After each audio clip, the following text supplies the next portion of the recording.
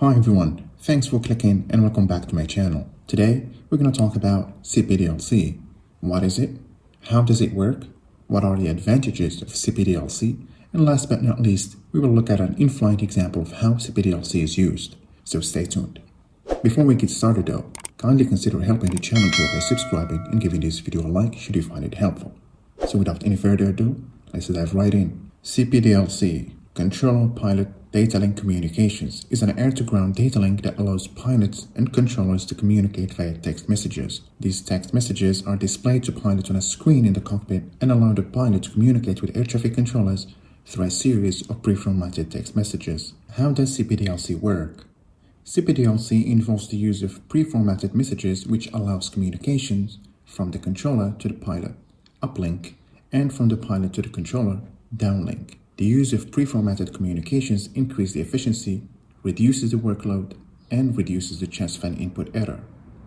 In addition to the pre-formatted messages, there is an option for free text to allow normal communication between an ATC unit and the pilot. Prior to reaching the relevant FIR, pilots must log on to the relevant center using the 4-letter ICAO code. For example, Gander Oceanic is Charlie Zulu Quebec X-ray. New York Oceanic Center is Kilo Zulu Whiskey Yankee, Reykjavik Bravo India Romeo Delta, and so on. What is CPDLC departure clearance and when is it used? CPDLC departure clearance allow crews to request and receive air traffic control departure clearances in text form via data link. Approaching departure time, crews will input a departure request into the FMS MCDU, and this is sent to the airport of departure, which in turn replies with a departure clearance. The initial request from the crew may include call sign, aircraft type, gate number, and the code of ATIS that has been copied. Some systems will allow an amended departure clearance to be loaded directly into the FMS, mitigating input errors. What are the advantages of CPDLC? Typically, communications between ATC, air traffic control, and pilots is done through radio calls either over VHF for shorter range communications or HF for a long-range communication.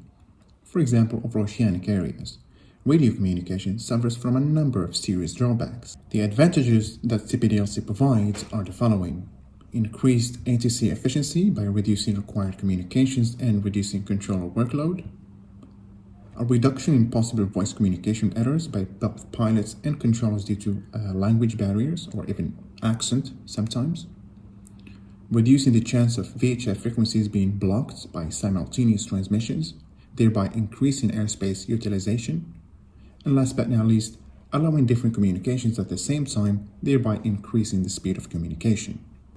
Now let's have a look at in-flight practical use of CPDLC. ATC EDYY Maastricht 182 cent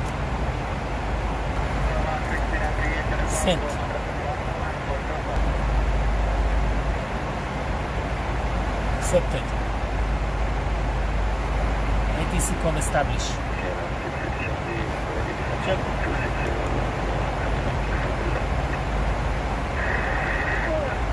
ATC set max uplink delay value to 300. Sending.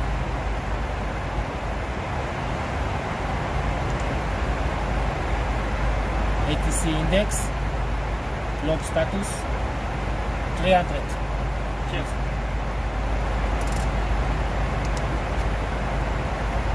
ATC current ETC ETDY Maastricht Center. Accept.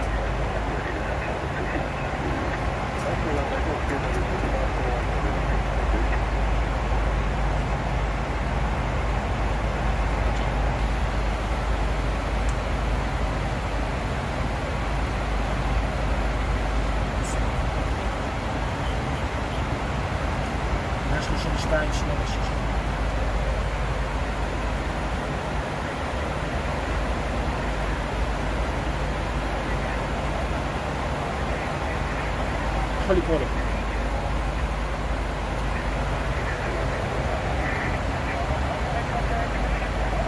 Alright, ladies and gentlemen, that's all what I have for you today. I hope this video has been helpful for you and have cleared any doubts that you might have about CPDLC. Until next time, take care and see ya.